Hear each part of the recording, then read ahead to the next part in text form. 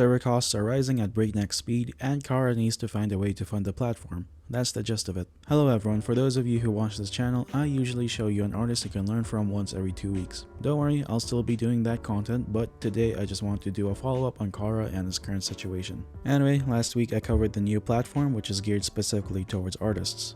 Definitely some hot takes in that video, some interesting points were raised as well, and I learned a bunch of new different translations for the word Cara.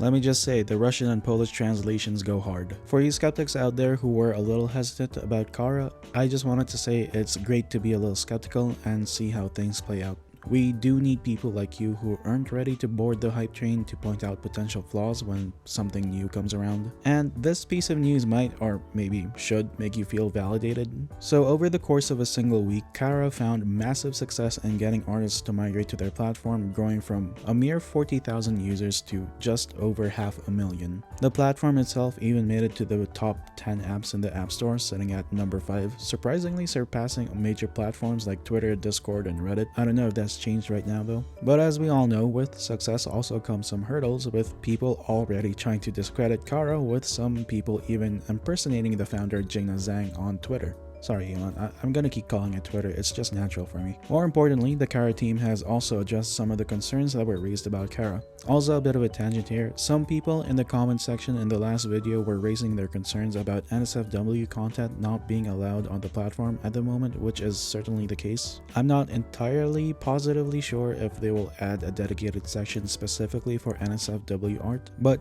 honestly speaking, from my point of view, they probably do want to keep Cara a professional looking platform. After all, it is a potential place for people in the entertainment industry to look for artists without having to be bombarded with NSFW art. I mean, they do have a job section after all. Will they add a dedicated NSFW section? I honestly don't know. Time will tell, but for now it looks like NSFW art will be on the back burner. But a workaround to this, I guess, could be to make a safe for work version of your NSFW art and then post it to Cara. But for some of the more serious allegations, they did address the fact that some people were spreading rumors about Cara, with the first allegation saying that being on Cara means you sign away your copyright, to which they responded saying no, they only have permission to host your images and that they don't own anything you made and posted.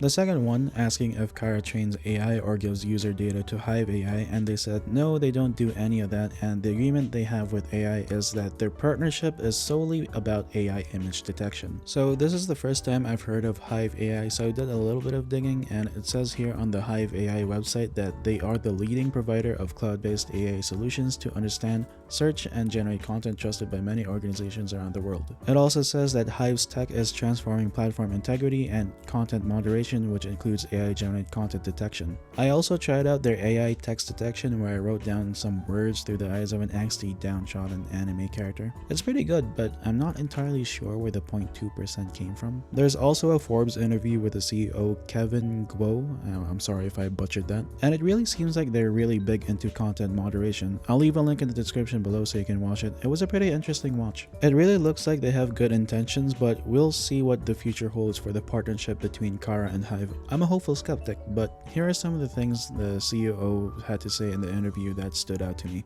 I think a model that's very recent, it's very top of mind for a lot of people now, is something AI generated or not.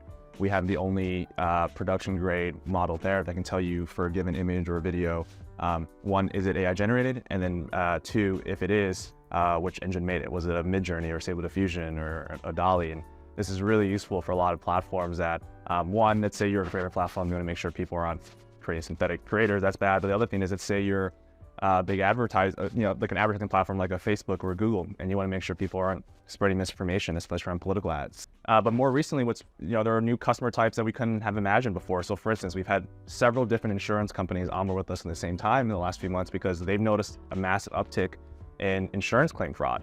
People would upload an image of, say, their car bumper with a scratch on it, and it turns out that scratch was AI generated. At least you should be able to have a label that says, all right, was this thing made by a human or was it made by a model? So at least let you as a consumer have some ability to make a better judgment call, right? And Now, on paper, it does look like a good partnership between Cara and Hive AI, and while the company does have AI image generators as part of their business model, they still do seem to focus on content moderation and AI detection. So in that sense, Cara's statement on partnering with Hive AI strictly for content moderation seems to hold some validity to it. But all that being said, AI is here to stay. In fact, I think it's been around for a bit longer prior to the 2020s, and it's only now that people are paying attention to it because of some unsavory practices. Before, for me anyway, it used to mean bugs in game go brrr. It still kinda does. It's some minor gripe I have with Baldur's Gate 3 when your character suddenly decides to jump down from a height instead of choosing to climb down. Look, I have a love-hate relationship with AI. I like the concept of what it can potentially bring to the world. I love technology. I've built my own computer. I like to draw. I love creating my own drawings. But whether we like it or not, it's here to stay, and we're eventually going to have to find a way to work with it. And hopefully there are solutions to be found with regulating the technology. I'm not an expert, but if you want, you can comment suggestions down below. But the final and probably the weirdest out of the allegations is that Cara was founded by an AI supporter. I mean, honestly, if the people who made these allegations just did a tiny bit of research, they would know that the founder Jingna Zhang recently won a lawsuit against a painter who made an exact replica of her work. That should kind of tell you that she's against people stealing work. It even says right here that she doesn't support unethical generative AI practices and has always been an advocate for artists. Speaking of Jingna Zhang, she's also been dealing with impersonators on Twitter who are begging for donations for some reason, which is made easier because of how verified checkmarks were removed. I'm not sure if that's true. So yeah, be careful and make sure it's the actual Jingna Zhang you're interacting with. She goes by @Zmotion. But if some of you guys didn't know, Jingna Zhang has been supporting Cara out of her own money, and the costs of keeping Cara afloat was doable prior to just last week. With the sudden influx of users, that boat might be sailing away soon, or rather be sinking. The cost of maintaining the servers has skyrocketed to a whopping 20,000%. Holy shit! And now she has to pay about 100,000.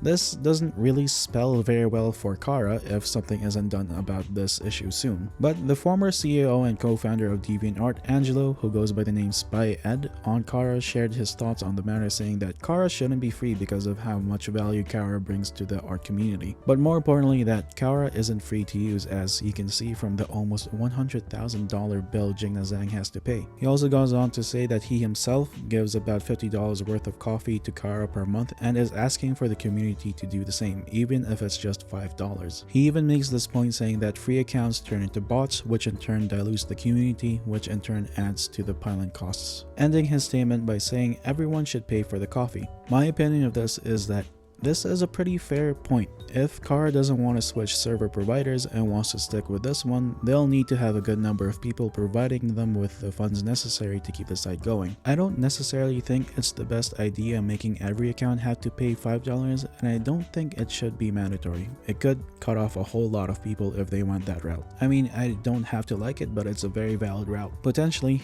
and even though I hate to admit this, Cara may soon have to put ads on the platform. Though, if they did go with this route, I do hope it's ads specifically related to the arts industry. Some people in the comment section of his post did say putting Cara behind a paywall could turn potential users away, with some suggesting that donating any amount you want could be a solution. Some people even mentioned the fact that $5 might seem like pocket change in the Western world, but $5 might mean a shit ton of money in, like, developing countries. All that aside though, there are well over 800,000 people currently using Cara, and theoretically, if they paid the minimum $5 Angela was suggesting, that adds up to about $4 million if my math is correct. It's well over the amount Jingna Zhang has to pay, and then some. Maybe use that money to upgrade their servers or something else. Here's my 2 cents, and let me cook here for a little bit, alright?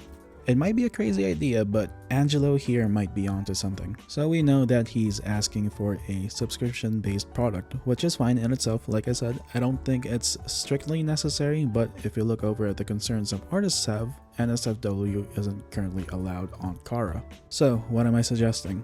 Cara could theoretically create a page dedicated to NSFW art. There's already a demand for that type of content to be allowed on the platform, and like I said before, we don't know if it will be allowed in the future. But in the event that it is allowed, make it so that if they want to keep the website looking professional, have the button you click to get to the NSFW page hidden in their menu bar so that even if you just use the app casually, you won't see it. Also have it so that when someone decides to subscribe to Cara, they have access to the NSFW section on the landing page or anywhere in the menu really. They can also have it as a feature that you can toggle on and off so that if you don't want to see the NSFW content at all, you can turn it off or on anytime you want, and whenever you click that toggle, it restricts your access to the NSFW section. It may not be the best option for NSFW artists out there, and it may limit their visibility, but trust me, there are a lot of gooners out there, and if they want to find it, they'll find it. And like I said before, there's still a workaround. You can make a safe for work version and then post it to Cara. But yeah, those are just my thoughts. Anyway, that's it for the video. Let me know your thoughts and suggestions on how to fund Cara below. And in the spirit of learning what Cara means in different languages in this thread from my last video, here's a meme.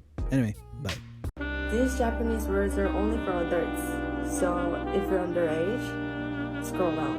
Zeikin means tax. Yachin means rent. Zangyo means working overtime.